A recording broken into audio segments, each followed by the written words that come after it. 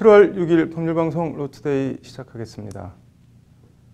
경악을 금치 못하게 하는 아동학대 행위가 끊임없이 이어지고 있는 가운데 이번엔 3살 여자아이가 쓰레기 더미로 둘러싸인 비위생적 환경에서 자라온 사실이 알려져 논란이 일고 있습니다. 통계를 봐도 아동학대 건수는 해마다 늘어 작년엔 3만 건을 넘어섰고 아동학대로 인한 사망도 드러난 것만 작년 한 해에만 43명에 이릅니다. 이와 관련 국회에선 오늘 아동학대 방지 및 피해 아동 보호를 위한 토론회가 열렸는데 오늘 로투데이는 아동학대 문제 집중 보도해드리겠습니다. 먼저 장한지 기자가 최근 큰 논란이 됐던 아동학대 사례들을 전해드립니다. 서울 휘경동의 한 주택입니다. 마당인지 통로인지 모를 곳에 발 디딜 틈도 없이 쓰레기가 잔뜩 쌓여 있습니다. 3살 A양은 이렇게 집 대문 앞과 마당에 쓰레기가 쌓여 있는 불결한 환경에서 자랐습니다. 보다 못한 이웃들은 아이가 더러운 곳에 살면서 학대를 당하고 있다고 경찰에 신고를 했고 서울 동대문경찰서는 어제 아동복지법상 방임 혐의로 아이 어머니와 할머니를 입건했습니다. 아이 할머니는 아이에게 소리를 지른 적은 있지만 때린 적은 없다는 취지로 진술한 것으로 전해졌습니다. 경찰은 집에 아이와 삼촌 등 다른 가족들이 더 거주하고 있었던 만큼 추가 조사를 통해 아동 학대 여부를 확인해 피해자를 특정할 계획입니다. 아이는 현재 가족과 분리돼 보호시설로 옮겨진 상태인데 최근 엽기적인 아동학대 사건이 잇따르면서 국민적 공분과 안타까움을 사고 있습니다. 충남 천안에선 초등학교 3학년 9살 비군이 43살 계모에 의해 여행용 가방에서 7시간 동안 갇혀있다 숨지는 안타까운 일이 벌어졌습니다. 비군은 가방에 갇혀있는 7시간 동안 음식은 물론 물을 먹지도 못했고 다장기 부전증으로 인한 심폐정지로 숨졌습니다. 계모는 경찰 조사에서 게임기를 고장낸 것에 대해 거짓말을 해 훈육 차원에서 그런 것이라고 진술한 것으로 전해졌습니다. 비군은 어린이날이었던 지난 5월 5일에도 머리를 다쳐 병원 치료를 받았는데 당시도 학대 정황이 있어 계모가 조사를 받았지만 별다른 조치는 없었습니다. 검찰은 살인의 고의가 있다고 보고 지난달 29일 계모를 아동학대 치사죄가 아닌 살인죄를 적용해 구속기소했습니다. 경남 창녕에선 의붓아버지와 친모에 의한 엽기적인 아동학대 사건이 발생해 전 국민의 공분을 샀습니다.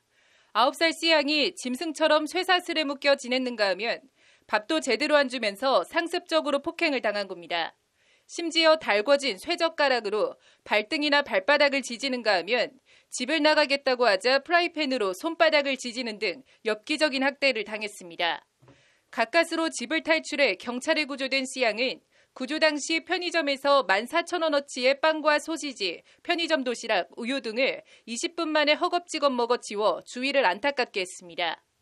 C양의 의붓아버지는 지난달 15일 상습학대로 아동복지법 위반 및 특수상해 등 혐의로 구속됐고 친엄마는 나머지 자녀 3명에 대한 임시보호 명령에 반발하면서 자해를 해 행정 입원된 상태입니다.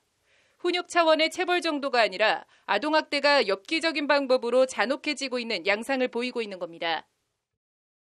상당히 좀 잔혹한 것 같아요. 아동학대의 정도가 좀 더 심각해지는 것 같고 잔혹해지는 것 같다.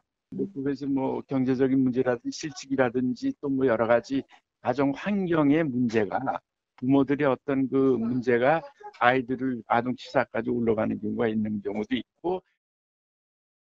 아동학대 확인 사례 건수는 지난 2014년 1027건에서 2017년 22,367건으로 2만 건대 숫자로 올라가더니 지난해엔 3만 70건으로 3만 건대를 넘어섰습니다.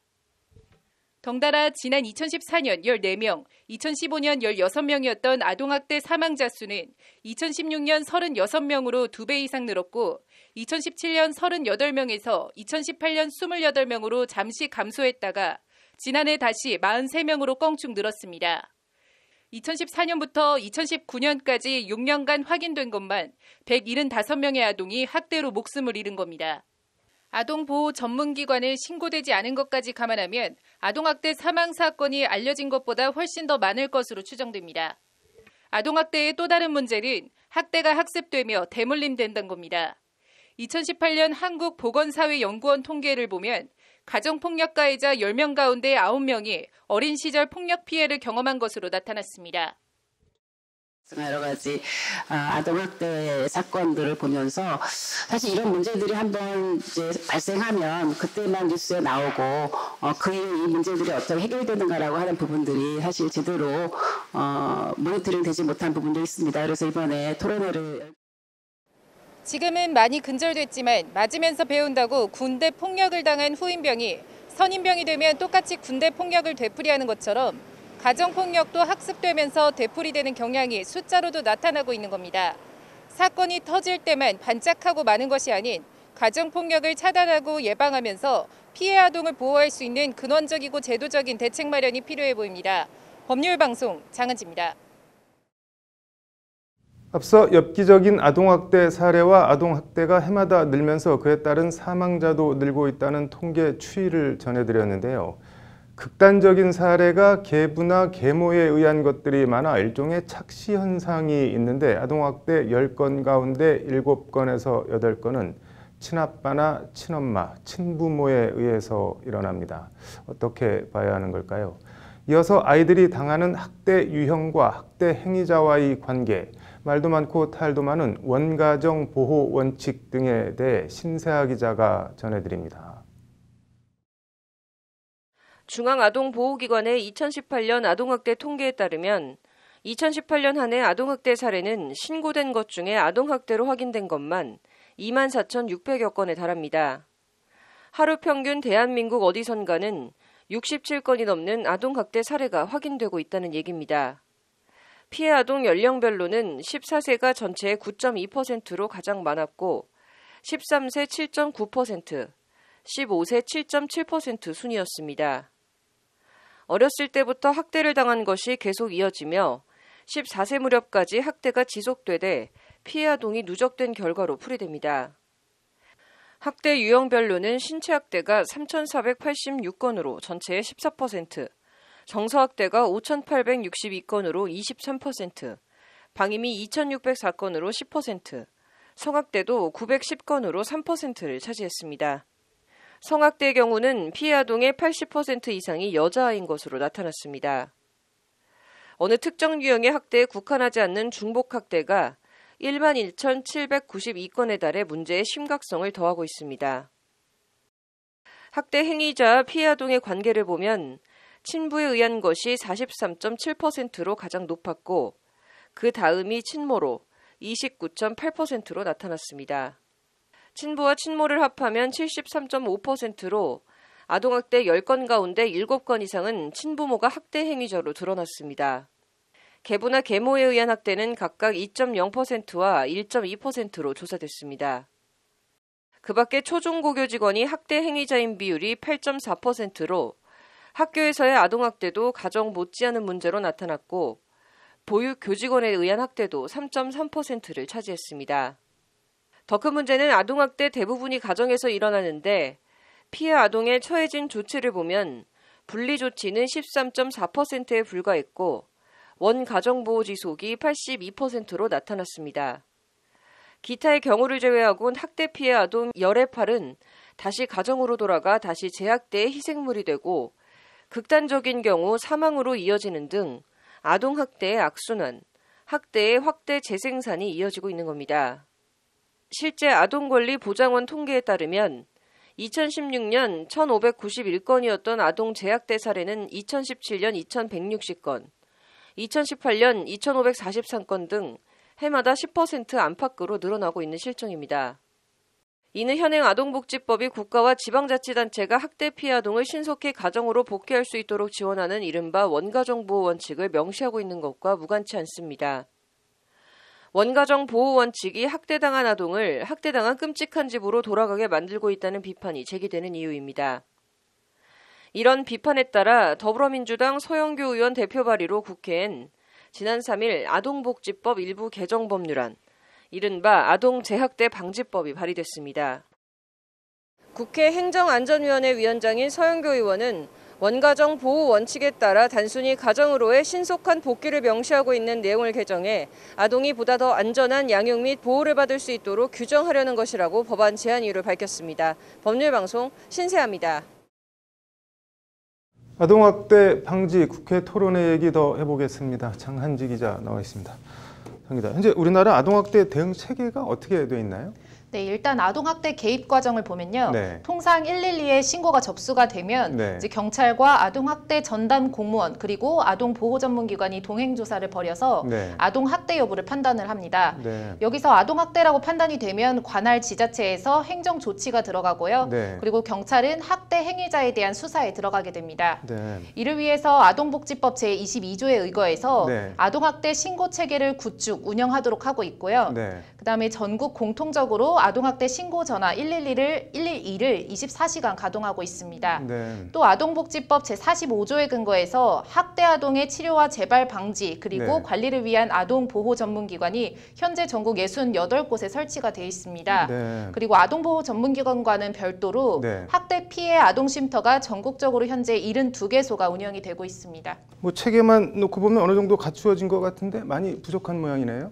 네, 일단 아동보호 전문기관이 네. 이제 대부분이 민간위탁 비영리법인으로 운영이 되고 있습니다. 네. 이제 그러다 보니까 신고가 들어온 학대 가정의 부모들이 네. 현장 조사를 거부하거나 심지어 신변 위협을 가하는 일도 다반사로 벌어지고 있다고 이제 국회 토론에 참석한 이제 네. 장화정 아동권리보장원 아동학대예방본부 본부장이 그렇게 지적을 했는데요. 네. 그리고 아동보호 전문기관 수 자체가 턱없이 부족합니다. 네. 현재 전국에 68개소가 설치되고 운영되고 있는데 네. 전국 기초자치단체가 229개인 것을 감안하면 네. 이제 아동보호 전문기관 한 곳당 거의 4개의 시군구를 맡아야 해서 네. 이제 신속한 아동학대 대응이 불가능하다는 것이 이제 토론회에 참석한 이동건 전국 아동보호기관 협회 회장의 말입니다. 네. 기관에서는 사례 관리라는 단어를 쓰고 있는데요. 네. 상담원 한 명당 평균 사례 관리 수는 2020년 6월 기준 64건입니다. 네. 그래서 신속하고 심도 있는 관리가 어려운 구조라는 게 이동건 회장의 말입니다. 네. 이 회장은 또 학대 피해 아동 쉼터 또한 전국 72곳으로 네. 이제 정원을 7명으로 계산하면 네. 504명밖에 수용하지 못하는데요. 네. 2018년 기준 보호를 위해 분리 조치된 아동이 2074명에 이르러서 이제 피해 아동을 감당하기에는 역부족이라고 하소연했습니다. 네. 뭐 앞서 원가정 복귀가 피해 아동을 다시 학대 가정으로 밀어넣어서 재학대로 이어지고 있다는 얘기 전해드렸는데 이게 뭐 결국은 구조적인 문제라는 얘기네요.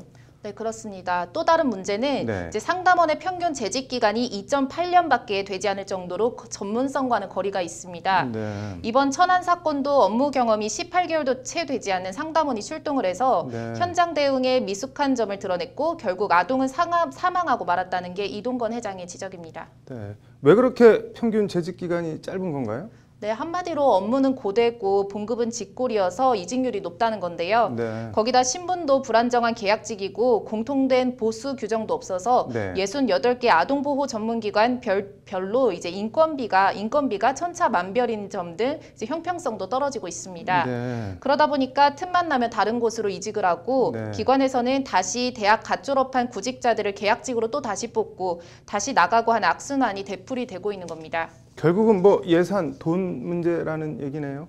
네, 그렇습니다. 추상적인 얘기보다는 이제 네. 예산 확충이 가장 시급한 문제입니다. 네. 오늘 토론회 주제 발표를 맡은 정익중 이대 사회복지학과 교수 발제문에 따르면요. 네. 미국 아동복지연맹 사례수 기준 아동보호 서비스는 1인당 12건에서 17건이 적당하다고 되어 있습니다. 네. 앞서 우리나라는 상담원 한 명당 64건이라고 했는데요. 네. 적정 기준보다 4배 정도 많은 셈입니다. 네. 이제 아동보호 전문기관 수 자체도 늘리고 상담원 보수 현실화가 시급하다고 정 교수는 강조했습니다. 네. 우리나라의 아동복지 예산은 전체 예산의 0.1%입니다. 네. OECD 국가 평균과 비교하는 것 자체가 민망한 수준인데요. 네. 그나마도 아동보호 전문기관 지원 설치 예산은 네. 법무부 범죄 피해자 구조기금에 학대 피해 아동 쉼터 설치 및 운영 예산은 기재부 복권기금에 심어져 있는 등 체계도 없습니다. 네. 아동학대 방지 예산은 복지부 일반 회계로 통일해서 체계적으로 관리 집행해야 한다는 것이 정 교수의 지적입니다. 학대 피해 아동 쉼터 예산이 왜 기재부 복권기금에 들어가 있는지 모르겠는데 다른 말들은 또 뭐 어떤 것들이 나왔나요?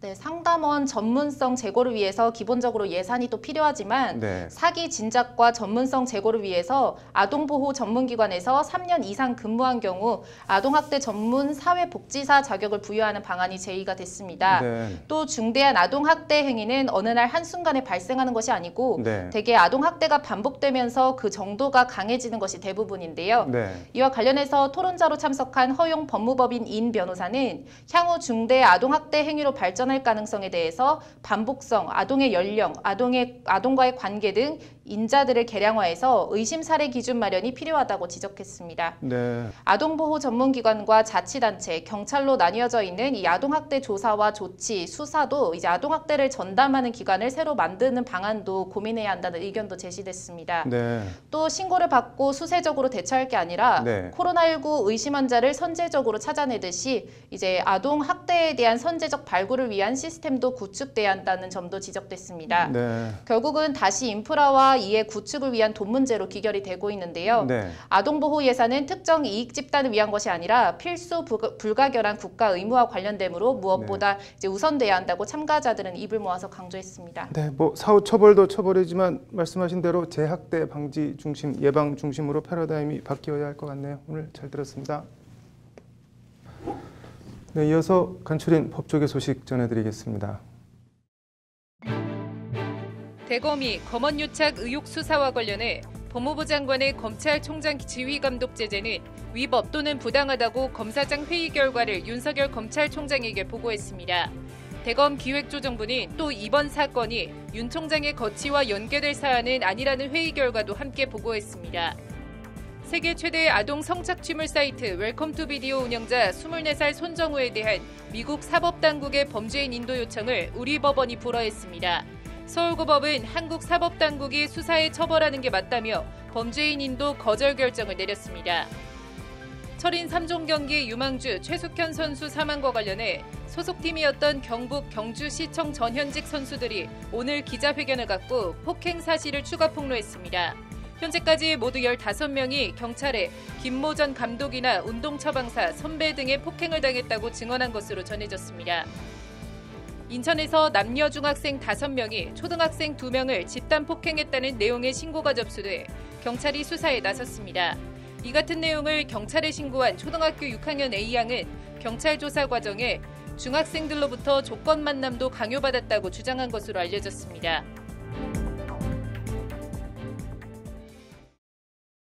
7월 6일 법률방송 로투데이 마치겠습니다. 시청해 주셔서 감사합니다.